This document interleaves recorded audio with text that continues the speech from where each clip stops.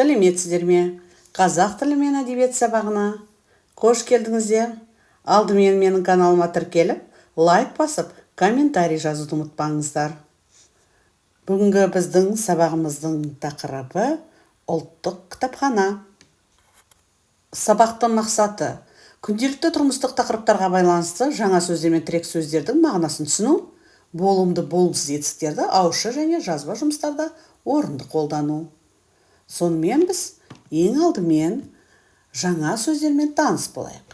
Пайда болған, появился, кітап қорында, фонде книг, ең ірі, самый крупный, мемлекет қайраткері, государственный деятель, басылым, публикация, рухани байлық, духовное богатство, ұлттық қойма, это национальное хранилище, қолға беріледі, выдается на руку, арнайы жоба, специальный проект, сәулет өнері, архитектура, мәдени ескерткіш, это памятник культуры, қорғауында, под защитой. Алдымен келесі сұрақтарға жауап беріңіздер. Сен тұратын жерде кітапхана бар ма? Есть ли библиотека там, где вы живете? Қазақ тілінде қандай кітап алдың? Какую книгу ты получил на казахском языке? Мектептегі кітапханада оқырмандар бөлмесі бар ма? Есть ли в школьной библиотеке читальный зал? Сенің көркем әдеби кітаптарды оқитын достарың бар ма? Есть ли у вас друзья, которые читают художественные книги?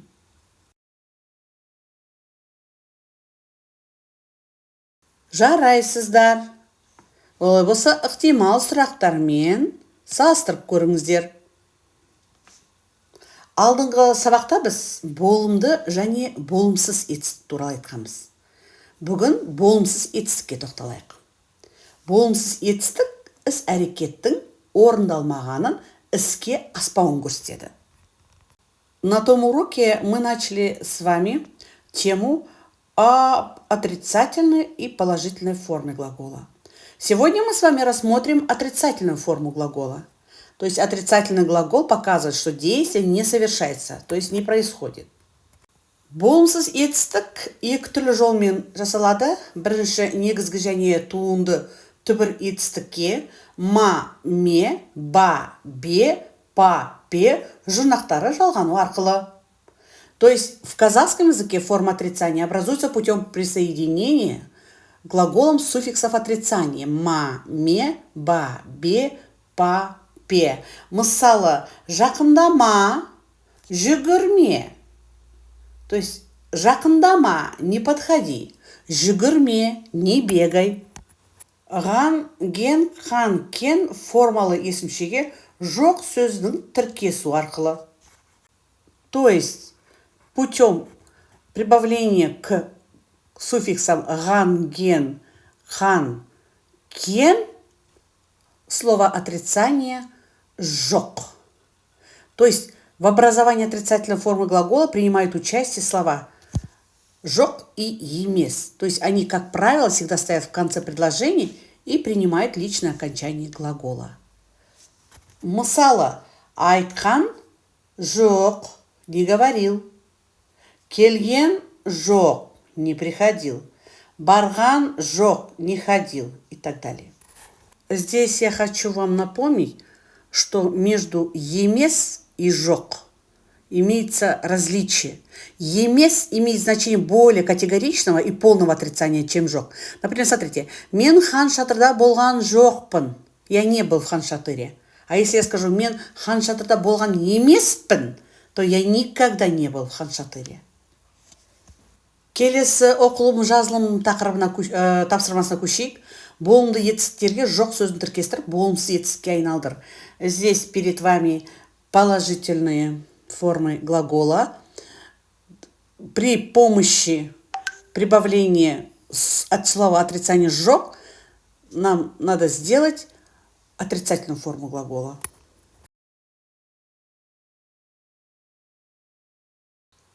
Тамаша, өздерін тексеріңдер. Мысалы, пайда болған, появился. Пайда болған жоқ, не появлялся, да?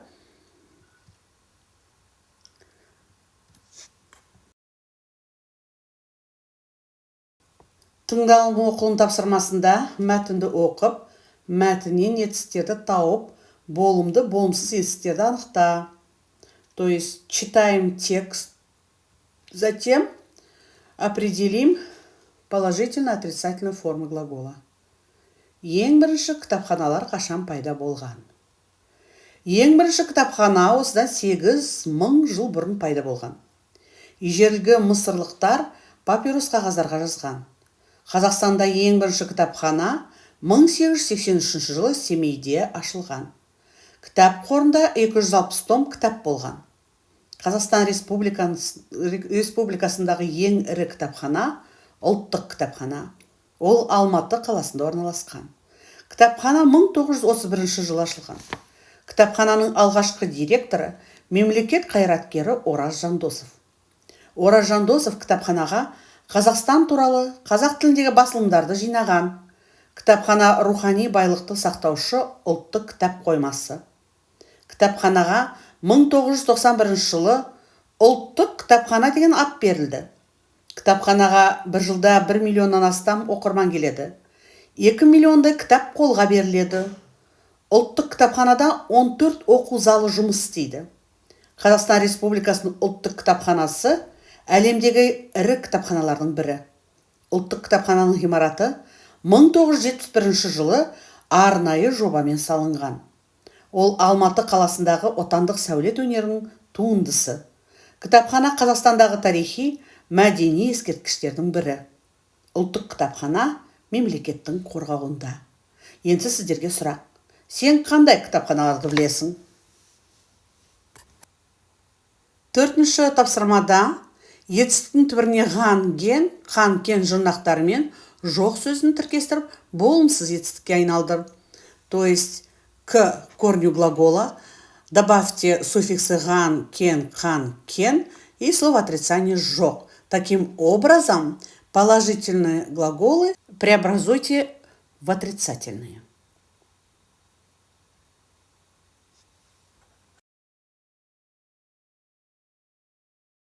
Тамаша, өздеріңді тексеріңдер.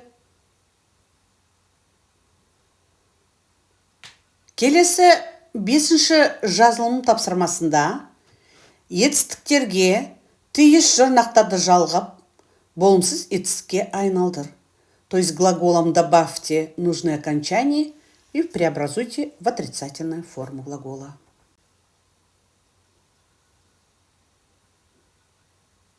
Керемет, өздеріңді жауаптарыңды ықтимал жауаппен салыстырыңдар.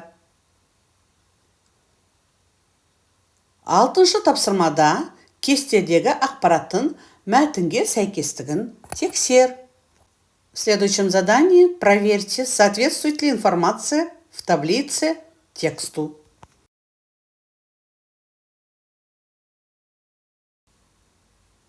Жарайсыңдар. Өздеріңді тексеріңдер. 7-ші тапсырмада жақша ішіндегі сөздерді қазақ тіліне аударып, сөйлемдерді толықтыр. Етістіктерді тауып, құрамына қарай талда. Переведите слова в скобках на казахский язык и дополните предложение.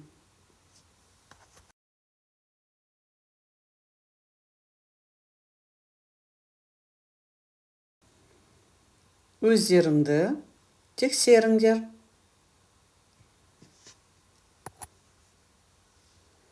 8-ші тапсырмада суреттерді пайдаланып, сөйлемдерді толықтыр. Здесь по картинкам дополните предложение.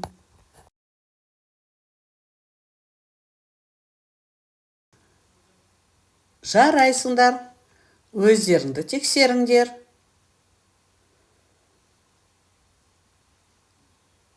Келесі жазылым тапсырмасында 3 нұсқаның ішінен қажетті сөздерді тауып жаз.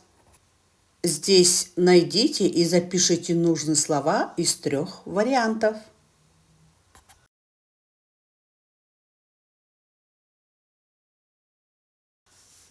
Керемет.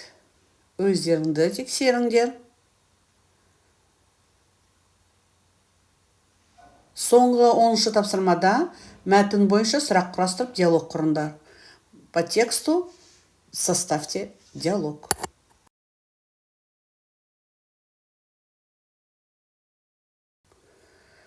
Бұл тапсырманы да дұрыс орындады деген ойдамын.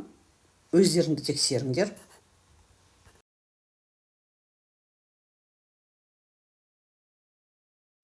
Осымен сабағымыз аяқталды.